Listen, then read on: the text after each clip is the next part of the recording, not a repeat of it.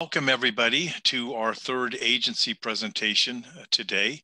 This is with the premier advocacy organizations, the Army Research Office, Army Research Labs, committed to maximizing small business opportunities in support of extramural research programs and so forth. Focus on technology innovation, of course, small business participation, concentration on the private sector, of course, including, I believe, Nicole, collaboration. Introduction to Nicole, she is the Army Research Office SBIR STTR program manager, and she manages over 29 million in extramural funding every year, or maybe every offering.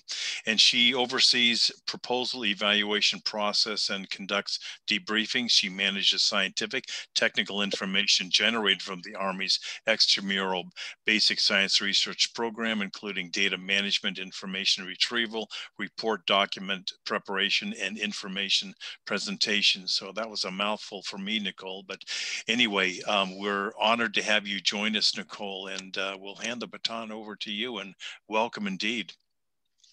Well, thank you, Martin, for having me today. I'm looking forward to presenting and spreading out some additional information on the Sibersur programs and how ARL, ARO runs those. So we're going to go ahead and proceed to the next slide, which is slide 3. We're going to be, slide 2. We're going to talk about our agency mission. Moving on to slide 3, the Army Research Lab, who we are actually the nation's premier laboratory for land forces. We do anything that our warfighters might need to help with their survivability, as well as winning any future conflicts that we may have. The Army Research Office is a small directorate within the Army Research Lab, and the Army Research Office basically works with basic research. So we get to do a lot of the startups. We work with small businesses quite frequently, as well as with universities at quite a lot of different levels. So moving on to slide 4, this is one of the many ways you can connect with ARO and ARL is through our Army Broad Agency announcements. As you can see from the details on the slide, there are many areas that the Army Research Lab touches, and many areas that you can find ways of moving your technologies, moving your ideas, and getting them into the hands of our warfighters quickly. That is what our main force is trying to do with the Army's Futures Command, is trying to do things faster, quicker, and better. And we need your help to do that. That's why we are turning to small businesses more frequently, as well as to our universities, to find out what you know and what we can take what you know into making that into a tangible idea to put forth into what we can do with our Army. Moving on to slide 5 is our Sibersur funding opportunities. So slide 6, you're going to see we have some new Army initiatives. You may or may not have seen these. These have just popped up in our recent DoD BAA announcements. The one program I'd like to discuss today is Spartan. This is a pilot effort, and this is moving a specific topic and making how we can fire faster and our artillery systems focused search for technologies that enable the long range precision fire modernization priority. If you have anything that you could add or do or create, or even if you're just interested in seeing what Spartan's all about, please check that out. That BAA is currently open, and we are still accepting submissions. We also have other topics that are going to be coming out in the next few weeks. I believe these are still in pre-solicitation, meaning you can have contact with the topic authors. These are direct to phase 2 SBIRs that is under the Army program, and these are the .5 and .6 if you're curious under DoD where to find these exact programs. But again, you can find the Spartan and the direct to phase 2 projects in further details by checking out those websites. We also have some future Army initiatives. That's on slide 7. We're going to be talking about program portfolio designations. We are looking for dividing our SBIR and STTR programs into fundamental versus applied. So we are looking for different areas of expertise. We're looking for those basic research areas, some ideas that could be the groundbreakers, the new things that we'll be using, the new weaponry, we're trying to design the new greatest exploit that we could possibly have, as well as looking for something that's near-term progress. We already have a weapon in mind, but we need it to do A, B, and C, and it needs to be done within the next year. Those are some of our applied researches that we're going to be seeing within the Sibersur portfolios in the continued months. You're also going to be seeing more of Spartan. We hope that it does not go away with this one solicitation, but that it will be ongoing, and we'll be having more of those type of topics that are pretty broad. So we're looking for what you know and what we don't know, and believe that could be used for our warfighters. So anything that you have in regards to that is something that the Army is going to be looking for. Also, our Sibersur topics, one thing that we're trying to do to help get things quicker to our warfighters' hands is trying to get those gaps shorter and smaller from phase 1 to phase 2. Those of you who have participated before know that it can be quite untimely, I should say, from the time they get notice of your selection to the time that you actually can start beginning working on your project. And we're trying to make those times shorter.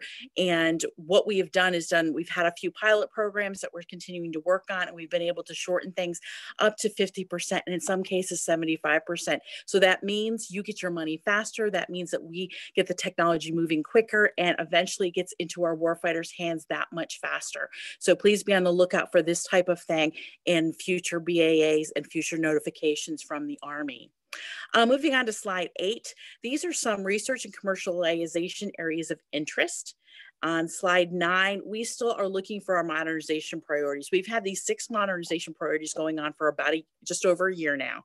So pretty much, as you can look at, these are very broad, they're very open, but this is what the Army is looking to answer within the next couple of years. These are our priorities that we're going to be putting most of our funding into, that most of our areas of interest are going to be falling into these areas. So if you have something that can answer one or more of these priorities, those are the things that you know that the Army is going to be looking forward to in their upcoming BAAs, if it's not through Sibersur, but it could be through other outreach mechanisms. Moving on to slide 10. Let's look at some of the projects that the Sibersur program that has funded through Army Research Office in the last couple of years. On slide 11, you may have seen this being published in Army Times.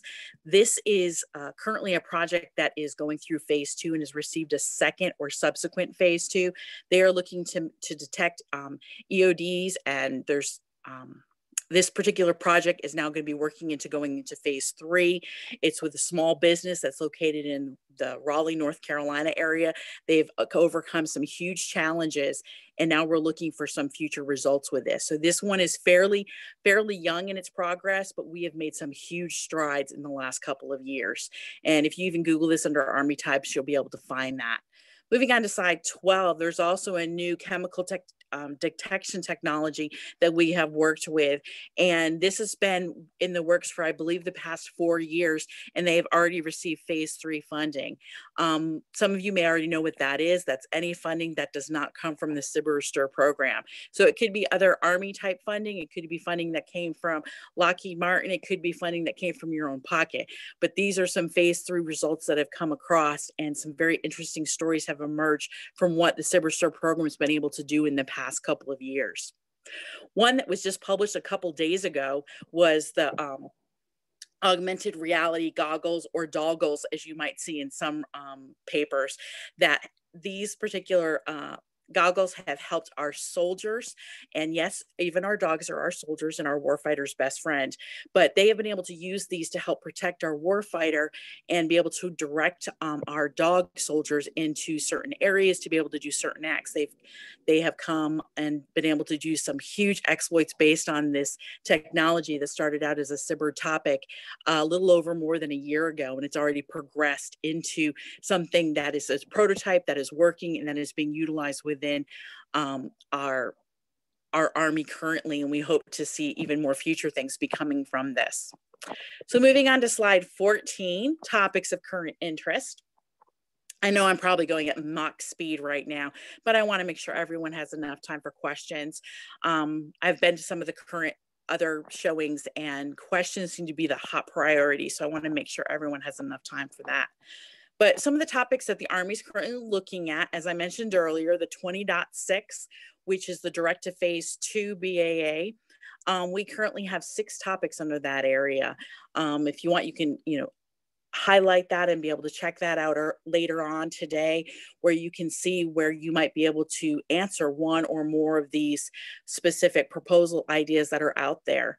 We also have the 20.5, which is the Spartan topic that I also mentioned, which this is the self-propelled Hotwire rate of fire. You can see the objective, the description for all of these topics located at the DoD website. This is some information that you can be able to pull and go through the BAA in detail to find out exactly what the Army's looking for and to see if you might have the answer or answers to what could potentially answer one or more of these particular areas. Moving on to slide 16, Army process for reviewing, evaluating, and awarding worthy selections. So how did we get to those doggy goggles? Let's look at some of the ideas of what a small business has to do to be able to get to their idea into the hands of those who can make it selected and funded. As we can see here, proposals are evaluated by several tiers of evaluators. We have SMEs who are senior scientists in their areas who look through the criteria that has been published within the BAA. The BAA is basically your Bible of looking up of what is required in your proposal submission. So we see a lot of firms who go through, make sure you know what you're answering and that you're meeting all of the requirements. But within that, we are looking at your technical feasibility. So when you submit your idea, how sound is that? Does it have the technical merit that it needs to be able to answer those particular things going forward?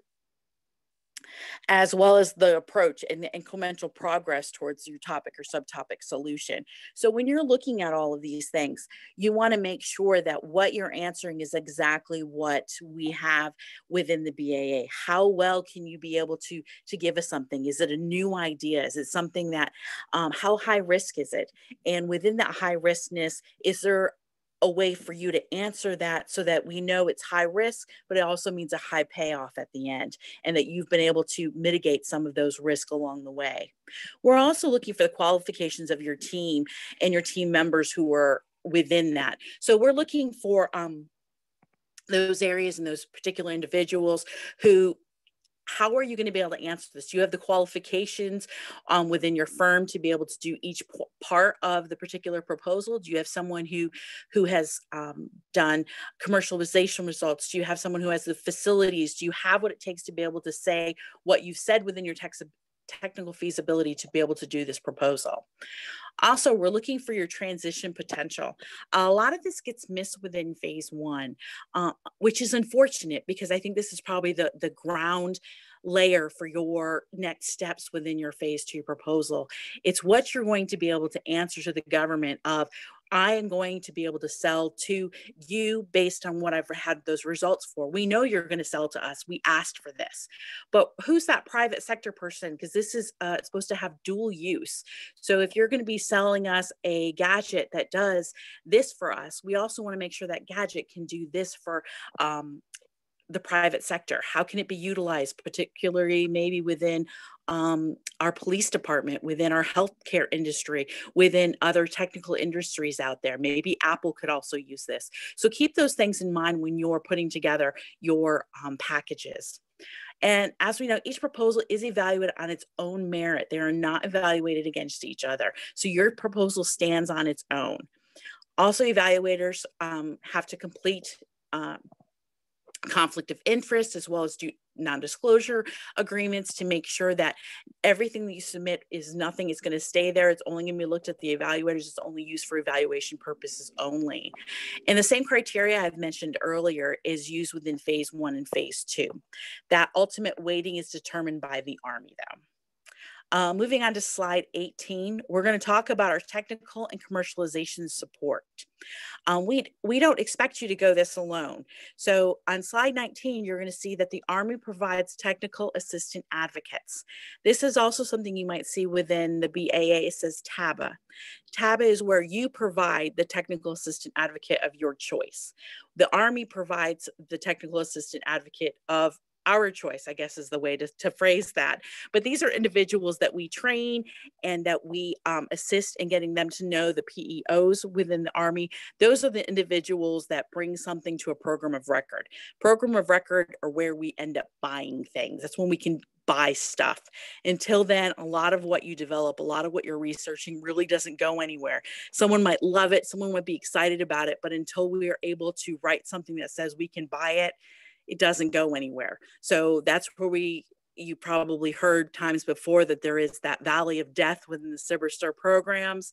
Our technical assistant advocates are trained to help you get past that and to be able to get to know who those people are within the government who can help you to get it in the right hands of the right people. Maybe it's someone within USASOC who has a need, who has a program of record that can bring what you have and to put it in the hands of our soldier. So research and technology is great. It's great being able to have this wonderful prototype, but we don't want it sitting on the shelf being not used. We want you to be able to be educated and providing that particular thing that you have to be able to get it to our warfighter quickly and better. Okay, moving on to slide 20. As you can see, we have 11 TAAs. The 11th one, as you don't see on this particular slide, you're like, Ms. Nicole cannot count, is our overseer of all the TAAs, Mr. Glenn Weaver. He's our right hand within the Sibersur programs. He works with all of us across the Army, and he helps motivate, encourage, and teach the rest of the TAAs to make sure that they're getting those particular TAAs into the right hands of the right people. I'm sure you can see by looking at these slides that your technology might fit in 1, 2, or even 3 different areas. So you're just like, well, I've been assigned this TAA. How is he going to help me? Well, the TAAs get together once a week to discuss the projects, to see where they're going, to see where there can be potential connections, to see where they are technically advancing, to see where the TRL levels now lie and where they can start moving them. So there's a lot that happens within these particular individuals to help move what you know and help it get past the phase 2 ending to move it on to that phase 3 success. Okay, moving on to slide 21. What do our evaluators look for in high quality proposals? The big question. So moving on to slide 22, you'll see that there are some general answers on what happens with those particular proposals that do a great job. How are they being funded? My best advice to anyone is to start reading that BAA as soon as it's published in the pre-release. During that period of time, you're going to see the topic author's name. A lot of the topic authors during this, it's the BAA is still we have to be careful that we don't give one small business concern a head up over someone else by giving too much information or saying exactly what we want or exactly what we're looking for. So everything that you're going to have during this particular time is pretty vague. And I know that's frustrating to you as a small business, but don't lose the name and phone number of that individual, because even if this particular cycle that you were in, you called the PM, you thought they knew what they wanted, and then you get the debrief after and you're like, I missed the mark. How did I miss the mark? A lot of times is because they couldn't tell you something specific that you could have found out at another time. So go back to them and say, I had this idea, I know I missed it, but is there any way you can get me, how can I be better the next time? So there's ways that you can look into these to find your innovative approaches to speak to your program managers, those questions that you can ask. My technology does A, B, and C, and I think I want it to do this. Does that fit into your topic call that you're asking? So again, it's asking those right questions. As I mentioned earlier, make sure that you know your customer. The Army and the Navy are 2 totally different agencies. What we're looking for could be the same type of topic area, but it needs to meet a need specific underneath that. So know who you're answering to. Another thing I see a lot is that you don't emphasize what the innovation is. What is the innovative approach? What is so exciting about what you know that we need? You need to sell that. You need to let us know what that novel idea is that you have, and clearly state that within your proposal. And as I mentioned earlier, don't underestimate that commercialization portion of it. That can be a real make it or break it through your submission process, because again, we are held accountable that we select proposals that are going to eventually commercialize, meaning that we anticipate something fruitful at the end of this project. We want to have something tangible. We want to have a prototype that is working, even if part A of it doesn't work completely, but we at least still have something at the end of this project. So that is our goal. So we want to make sure that when we're reading your proposals, that you understand that as well. And you have ways to mitigate some of those. Maybe you did a market research study. Maybe you know who your competitors are. Maybe you know where your final your final idea is going to go to, and you've already spoken to a PEO office, or you've already gotten someone else who's given you an endorsement who is excited about this technology coming to fruition. Maybe Lockheed Martin has looked at it and they wrote you a letter of support. So we need to know that you know what you're doing at the end of this project, that you're just not, yeah, I want to do the science and we want to do the research, and we're going to have this wonderful gadget at the end that is blue and green and does wonderful things, but we don't know who to sell it to. So we want to make sure that you also know that.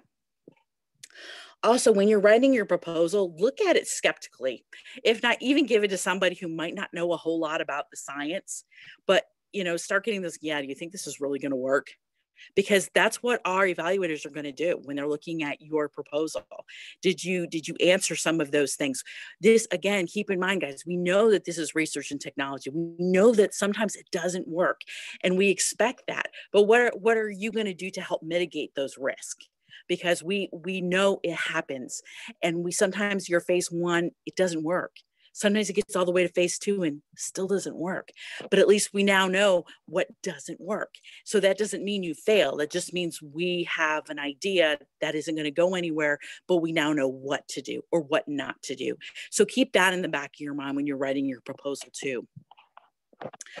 Also, just be sure that what you're doing is also reasonable and realistic for the time period that you're given. Phase 1 is only 6 months, and it's only for STTR is 160K, approximately SBIR is only like 110K. That goes quickly within 6 months. So keep that in mind when you're writing your proposed approach, that what the study that you're going to be able to do, the different testing you're going to be able to complete can be done in that amount of time. And because that can also be a reason why they're just like going, there's just too much risk. They didn't put in the time for this particular part to be done, for it to know if the feasibility is going to be done at that phase 1. Because again, it's a feasibility study. Does this work? And if we're unable to prove that, that means the phase 2 is already a no-go. So we have to keep those in mind when we're writing that winning proposal. Going on to 23, mistakes to avoid.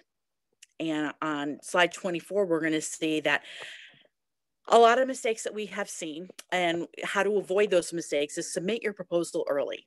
That way, it's in there, it's gotten it, the power didn't go out, the dog didn't break the computer, I forgot to have so-and-so upload it. Help your own stress levels, submit your proposal early. Also, so some of the best advice I can ever give anyone is to connect with your local small business technology. I always forget the last part of these acronyms because we just whirl them off our tongue all the time. It's Development Corporation. Development Center. Thank you. I appreciate that, Martin. But these are some of the best people to get in touch with. I am very close with the one in North Carolina where I work with. We actually do speaking engagements with them quite frequently. They can be your right hand. They're phenomenal. Even if it's just someone who reads your proposal and just says, "No, I don't know about that." That can be a big help, because we don't want you to waste your time, your money, your finances. We're all in this together. So get someone else who's been there, done that, who can look at your proposal and just be like, no, or, oh, wow, you got it going on. You need to get this in, or you need to add this, or you need to talk to so-and-so. Those are those people who will help you along the way. Make sure you have your advocates and keep them close. You need your cheerleaders, just like you have your friends, you have your colleagues. You also need your cheerleaders when it's talking about small business. Get to know your small business, your SBA office. Get to know who's available to you. There's lots of free resources. Use them. We don't expect you to be a one-man band. We expect you to be able to take time to be able to grow a small business. We don't want just technology for our military. We want you to be a successful small business where you grow and develop and have more great technology. So another thing, as I mentioned earlier, complete your market research on your technology. Who are your competitors? Has this already been done? Has someone else already thought of this? Going out and trying to find out, is this novel? Is it new? Is there things I can use off the shelf? Because as we know, off the shelf is a lot cheaper than making it. So utilizing what you know and getting it into that proposal to make sure that you understand exactly who your competitors are and where you're going is a sure sign that we can trust you as a small business that you're going to do what you say you're going to do. And also describe that commercialization potential. You know, there's lots, Google it, Google anything out there. There's people who submit their proposals online, see what other people have done. I am queen of, you know, grind it up, make it your own sausage, and there you go. You know, don't reinvent the wheel, but try to find other ways to do the best you can on describing those things. We know a lot of you are, you're great at the science, you're great at doing that part of it, but you might be lacking in another area. It is okay to get someone else on the team and to work together to be able to make sure all those parts are answered together. And as I've also mentioned earlier, use that pre-release period. Get to know the topic author. Yes, some of them may never answer the phone. They may never answer their emails. And then there's others who are awesome. They'll even set up a telecon with you. They'll answer all your emails in detail. It's the luck of the draw, but I still suggest go out there and locate who that is and be able to ask those poignant questions to make sure that what you're submitting is what they're looking for. Include your technical expertise. Not everybody knows that you have won 7 awards and that you were the lead person in your area of research. And some of the people who are evaluating don't know everyone in their field, or they might not even be in your field because they've gotten people from different areas, different perspectives to evaluate these proposals. So make sure you include who you are, what you've done, and why you can do what you say you can do. Resumes are a great thing. Also, be sure to answer the hard questions. I see this all the time when people have asked for their debriefs. As was mentioned earlier in my introduction, I read probably almost every debrief that goes out of the Army, or at least it feels that way. But a lot of times firms don't answer the question what if it doesn't work? What if this particular application that I'm trying to design doesn't work? What if that particular product or that particular item that I'm going to be putting into it doesn't work? What's next? So having possibly even one, more than one way of answering that is not a bad thing. It doesn't mean that you don't believe in your idea. It just means that sometimes especially if you don't know it's going to work or not, that you have a plan B and that's going to be there. So you're not putting all your eggs in that one basket, which could mean that this doesn't work. Sorry, the whole thing's done. It's not going to go anywhere. So keep that in the back of your mind when you're developing your proposal. If this doesn't work, is there a way out? Is there another avenue you can go in? Can you make a sharp right turn really quickly? If the answer is no, maybe you need to go back to the drawing board a little bit and relook at that. Unless you know that particular thing does absolutely 100% work, you need to have a plan B. Another one that seems pretty obvious is use spell check. I've seen it so many times. I don't know if you just send it in last minute, but it gets annoying to readers who are looking at your work and there's constantly words that are misspelled. And it's hard to read and hard to interpret. Also, when something that's not on here, when you're using your diagrams, make sure you can see it without your glasses on that are like 10 plus, because a lot of times we want to see what you've done. We're interested in your ideas. We want to see that chart. We want to see the different colors. We want to see what this does and where this is going and how that got answered. And a lot of times, if we can't see it, it's hard to back it up with what you've said within your proposal. So make sure that those are large enough. And again, that might mean something might not be able to get into the proposal, but you should be able to state it in so many words. You just gotta. That's probably the hardest part about any proposal writing is what needs to go in and what needs to leave. And again, having someone from the SBTDC there, or having someone who doesn't even understand your paper, read it and saying, well, this part made perfect sense, that didn't. So having that background and having the support system is a great way of having a winning proposal. Going on to slide 25, there are lots of resources to check out. I have both of the help desk here for the Army SBIR and the Army STTR programs, so that way you can follow up. Again, feel free to give out my information. I know it was on the first slide, and I think they're going to make these slides accessible to everyone. So again, information throughout, feel free to use it and contact me with any specific questions. And I think I made it to the correct point in time that we can start taking Q&A. You made it indeed. Great job, Nicole, and thank you. That is a wealth of information. I got a bunch of questions, but for humanitarian reasons, I think what I'm going to do is flip over to Amir's and Milan's and Aynun's questions first. So Amir had first question. Actually, he has two, so I'll try to maybe cram them both together. If not, no worries. What area of Army needs help with quantum computing or artificial intelligence? And do you also need help with mathematical modeling of combat? The answer to all of that is yes, yes, and I think the last one was also yes.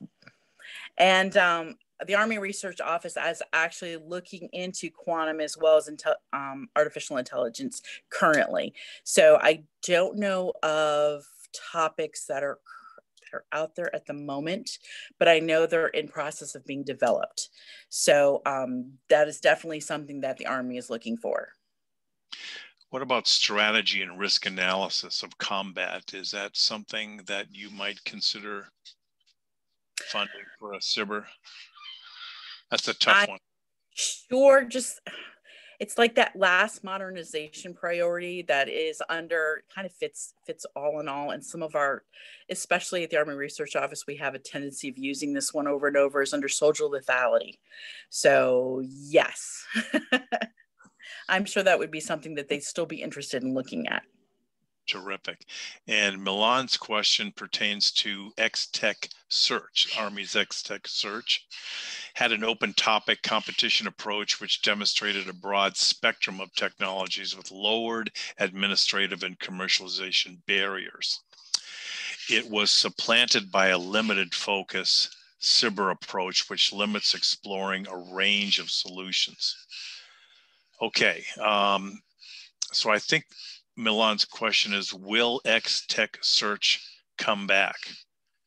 And, yeah. Not sure if y'all know that, but I think there's actually an X-Tech's going on today and tomorrow through the Army, but I think those are just the finalists. So not that they're out there looking for individuals. So I do know that is an ongoing program.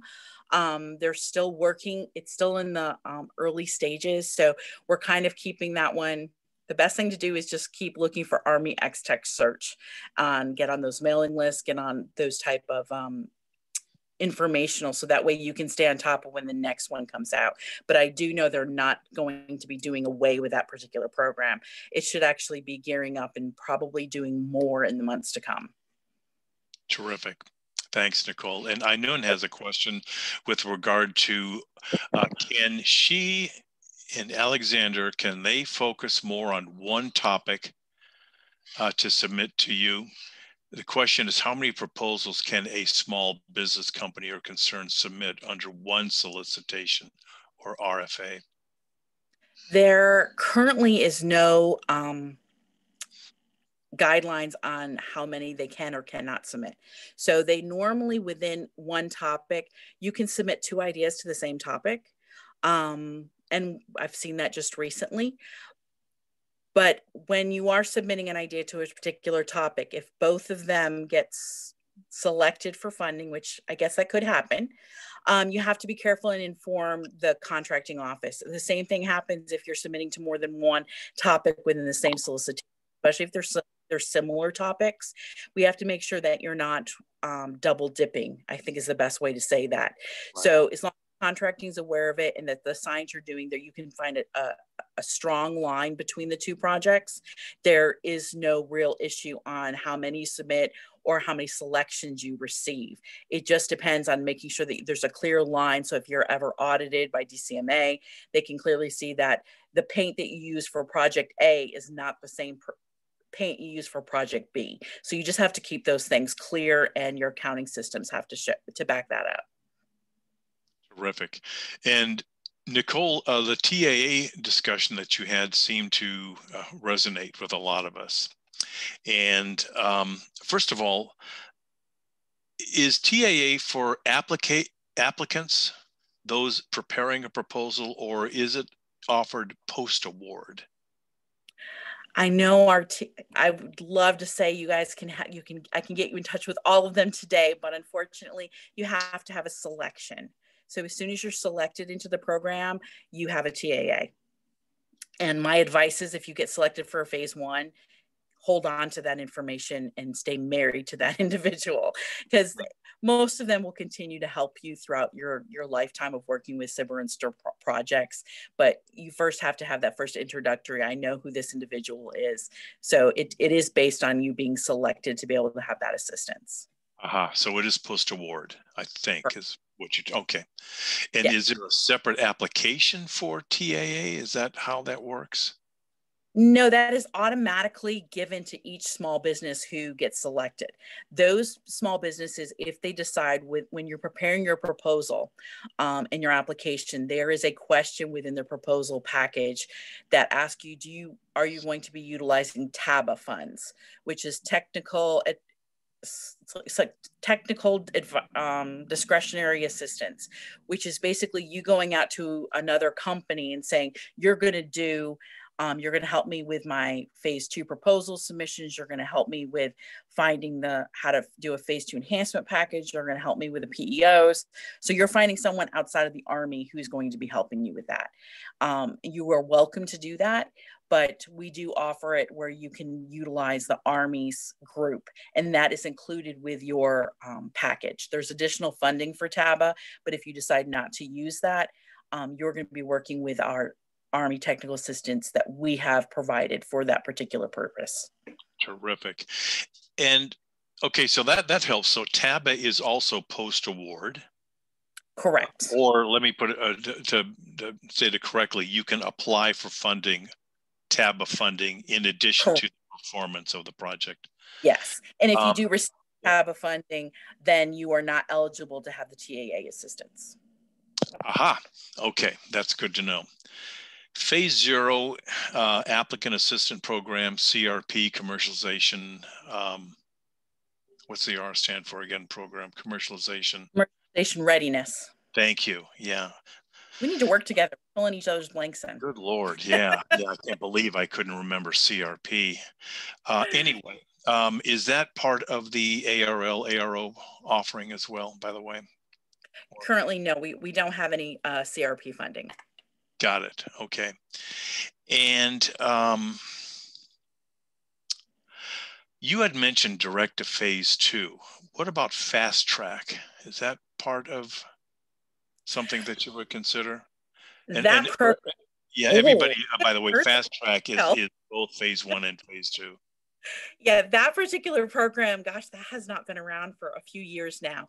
But basically, it quickly got you a phase 2 proposal from your phase 1. They're no longer using that. The Army SBIR has phase 2 enhancements.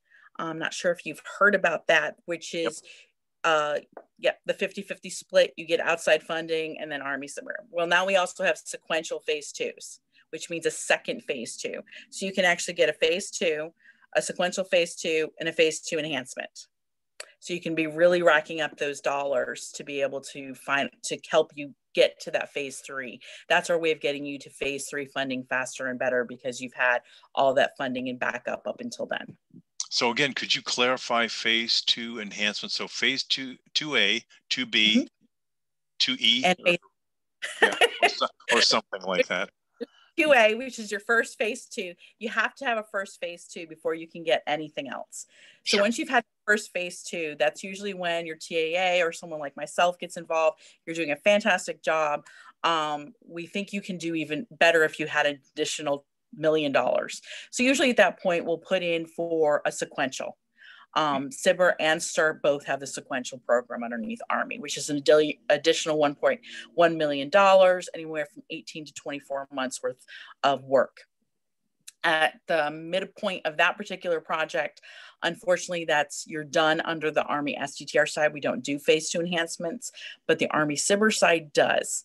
At that point, you can submit again for another 1.1 million. Basically, it's $550 something from the Army SBIR program, and then the matching funds comes from an outside source, such as some company that might be interested, or several companies that might be interested in your technology that are willing to fund or give you in kind, meaning they'll let you use their testing facilities to be able to do continued research. So that's what a phase 2 enhancement is.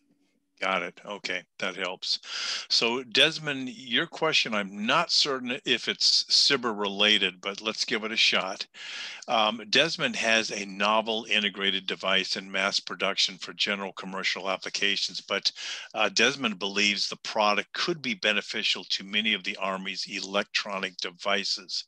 Is there a way that they could contact and introduce their technology Army? And let me preface that if I may, Nicole, that we have had several clients where they do not see a BAA or an RFP relative to, say, a particular technology or a need. And on a couple of occasions, they have reached out to the Army or the Navy or Air Force or whatever to discuss their product, and then ultimately now and then it may end up being included in a BAA. So that's just my addition to that. Is there a way that they can or should introduce their technology, even though I guess where Desmond is coming from, Nicole, there is no solicitation for that at this particular moment in time? Yes. Just because it's not in the BAA does not mean the Army's not interested. Sometimes we just don't know what we don't know. My best advice is try to find someone within whatever agency you're looking for, like myself for Army, or there's other individuals I'm sure you've heard today who would be willing to look at possibly a white paper, which is a very short elevator speech, 1 to 2 page maximum of what your capabilities are and what you're anticipating to be able to show how you're going to answer a need. If not a quad chart, there's several outlets there that you can see. We don't have time to be able to read through books and pamphlets and all this stuff. So something short, sweet, and to the point. And like myself, I get that kind of information quite frequently. I look through it. I'm like, no, that's nothing we're doing right now. I might put it in a folder. It never fails. Something will pop up and I'll remember I received something.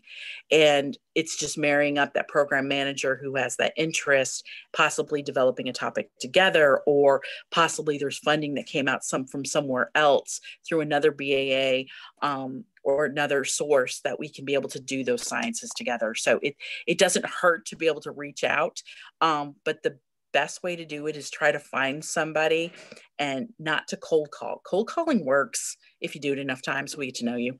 But if you can find someone coming to these type of events and getting a face to a name like myself, and then it's like, oh yeah, I remember talking to so-and-so. It helps us remember and to keep your technology in the back of our head. So when those things come up, we're able to answer you better, or we're in a better position to put your technology at the forefront. Terrific. Thanks. That helps, Nicole.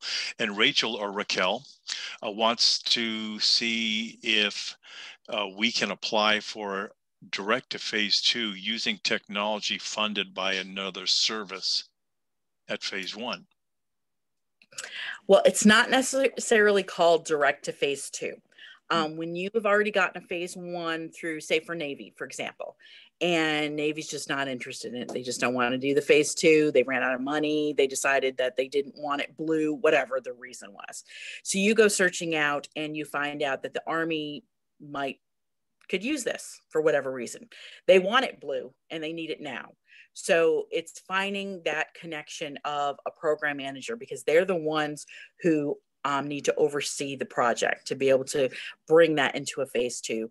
It would be considered a sequential. Basically, we'd be adopting that phase two and putting it in our into our sequential program. So for that, you'd only get that one sequential because you got adopted. Unlike when I was mentioning earlier, you can have your phase two and a sequential. So there's a little bit of caveats to the program, but it is a way for the Army to be able to adopt projects from DARPA or Navy or wherever else, even NIH, to be able to adopt something, to be able to do something that we need to have done. Got it. Thanks, Nicole.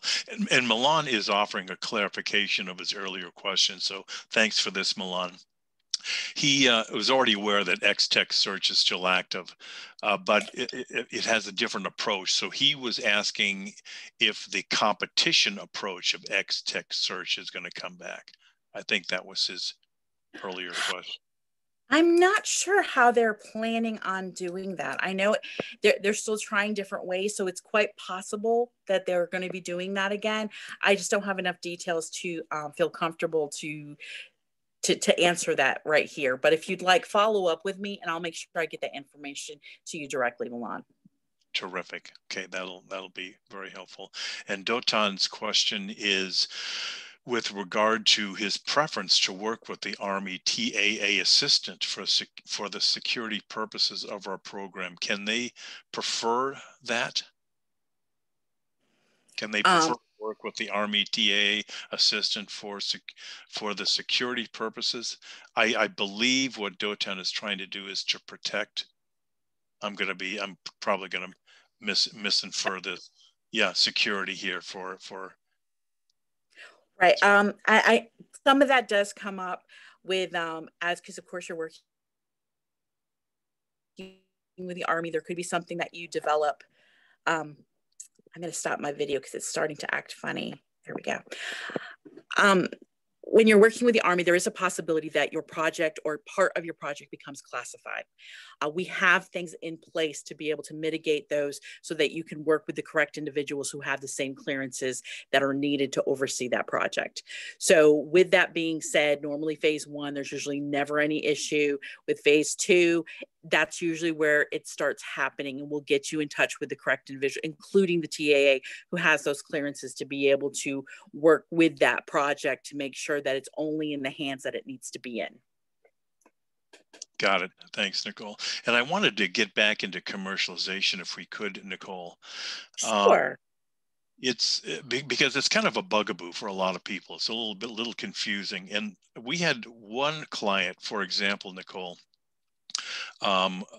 with another DoD agency, and when he was asking about how detailed he should get into the presentation of his commercialization plan, he was told he didn't really need to worry about that, at least for a phase one. Just focus on the needs of, this was the Navy, by the way, and don't worry about other commercial or civilian target audiences at this particular moment in time. I think what some of us heard from you, Nicole, is that it really does need to be a comprehensive commercialization opportunity discussion, phase one, comprehensive commercialization plan, not just with the Army, but with the civilian market as well. Is that fair, or am I heading in the wrong direction? That's fair. And that could be because things are changing within the program. And a lot of what is happening with SBIR and STTR, we're being held accountable more and more so to how we are commercializing and how we're helping the small business. So it's not just about us funding projects and getting what we want, but it's also about making sure that small business has something tangible that they can continue developing so it can get out into other fields of finances. So yes, it has been something that we're looking at more closely. So in the last year or so, I would definitely say commercialization is something that's been picked up a little bit more. No, it shouldn't be 2 pages of your proposal, but yet you still should have a plan and an end user in mind. And that would be government as well as private sector. So to that end, what about letters of endorsement or support? Are those important to you? In phase two, absolutely. In phase one, if you could have at least one, not saying it's won't get funded if you don't have an endorsement letter. No, that's not the case. That happens quite frequently where we fund folks who don't have them, but it does help, especially if you're in there. It could be a particular technology that might be a hard sell in the commercial arena. So you have somebody who's already interested in it. Absolutely. That would definitely be something good to put in your phase one. Having more than one, probably not necessary. Okay. Okay, that's good to know. And then back to Milan. Milan's final question is, are there different risk levels for various technologies? Does that make sense? I'm not quite sure what he means by risk. Yeah. That could mean a whole lot of things. Sure. Yeah. Yeah. So yeah.